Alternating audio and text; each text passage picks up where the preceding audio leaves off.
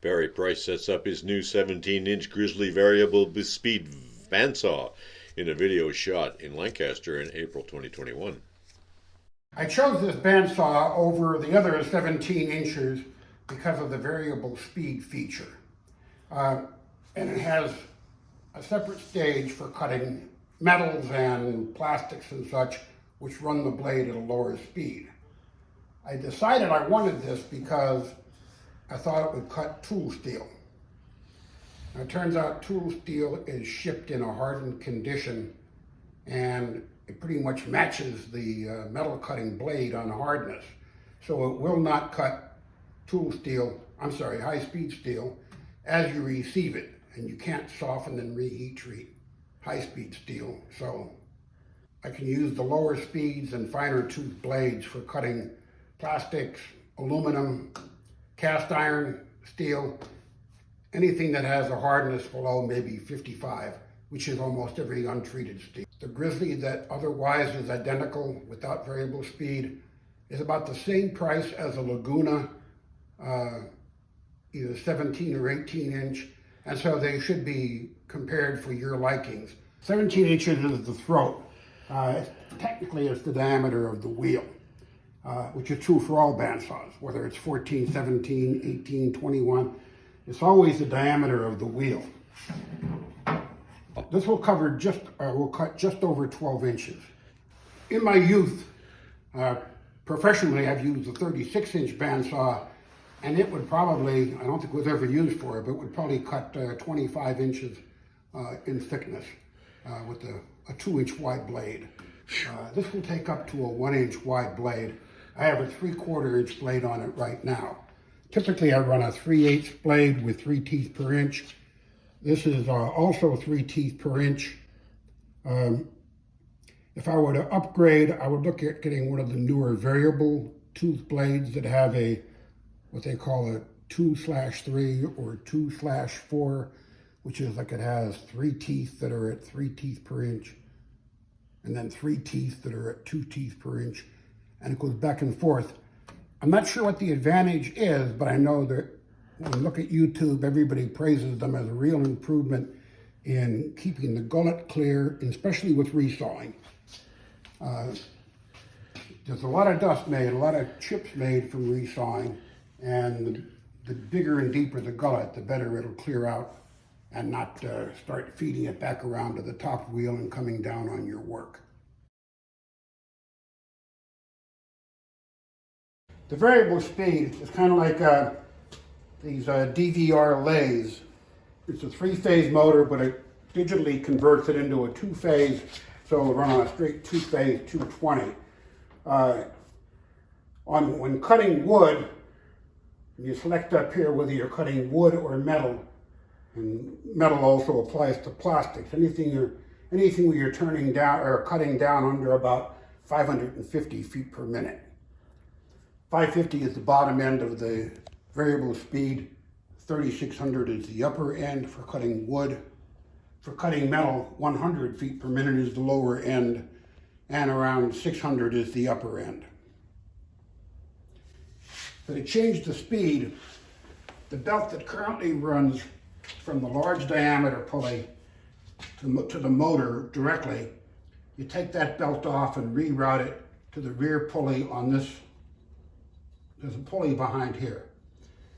And then it comes with a smaller belt that you run between these two, and that effectively cuts the speed down to about a factor of 5.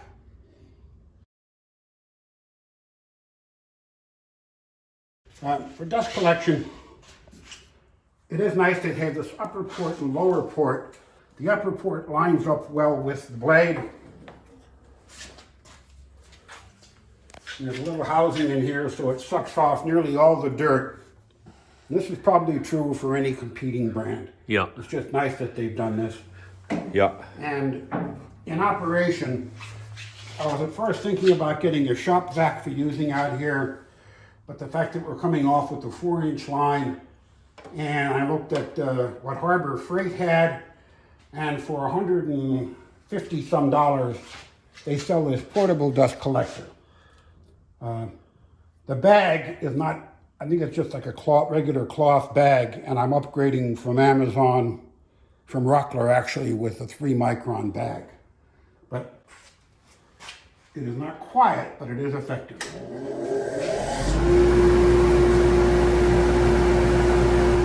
And because the belt disc sander here also produces a lot of, there's 2 ports on this, one for the disc, one for the belt. And so I did a multiplexing box there, and I have a blast gate back behind here if I want to increase the suction on the saw. The guides I'm very happy with. I think they're actually superior to the Carter set.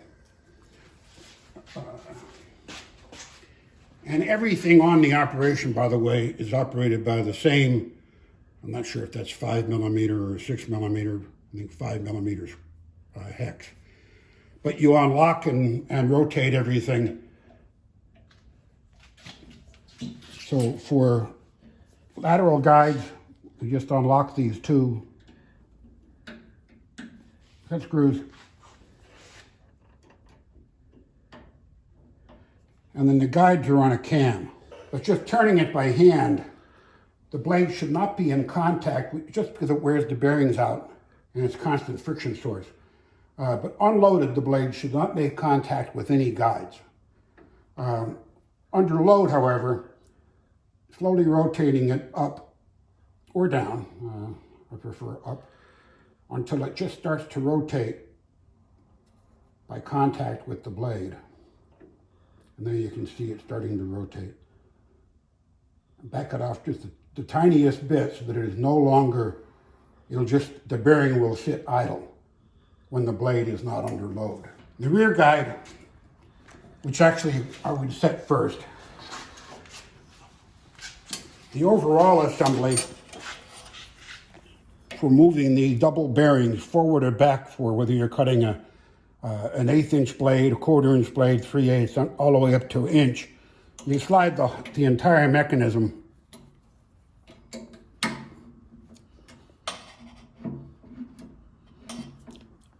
up. Here's your rear. This is the bearing up here that rides on the rear of the blade, or just barely makes contact, and then again under pressure it will load up and start to rotate. And so we bring it forward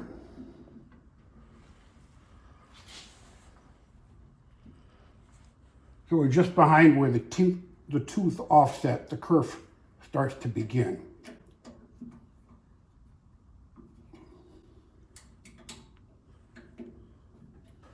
And then independently you can rotate this lock right here. You can move just the upper bearing by itself, which accommodates the depth of blade. And the settings on the bottom are complicated to film. Yeah. They are they operate the same way. For whatever reason, on the bottom, instead of running the rear bearing tangentially, they run it so the bearing is face on. I don't know why that is.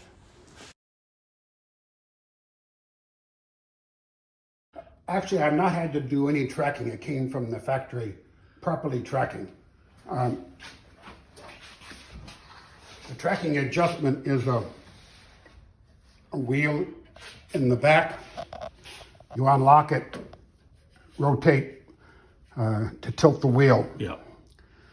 It's what they call a fast blade change. A lot of people put them on aftermarket.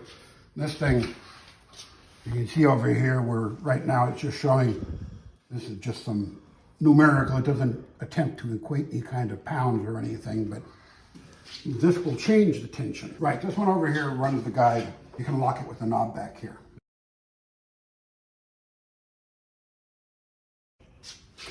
The fence came slightly misaligned.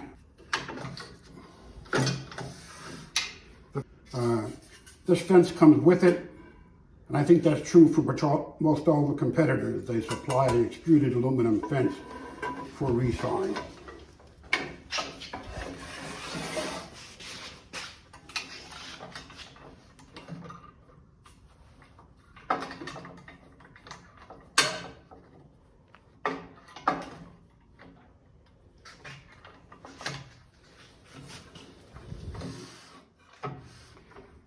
And there's, I guess an upgrade might address this sloppiness that happens when it's like an old cheap table saw fence. When you tighten it down, you are getting 3-point tightening, so it repeats square. But when you're moving it, you can't rely on anything really. You have to, it does have a nice magnifying lens here, so you can read it magnifies by maybe twofold, so you can read, and it's very useful both for regular sawing and you're using your miter slot, but especially for resawing so you can cut off consistent slabs.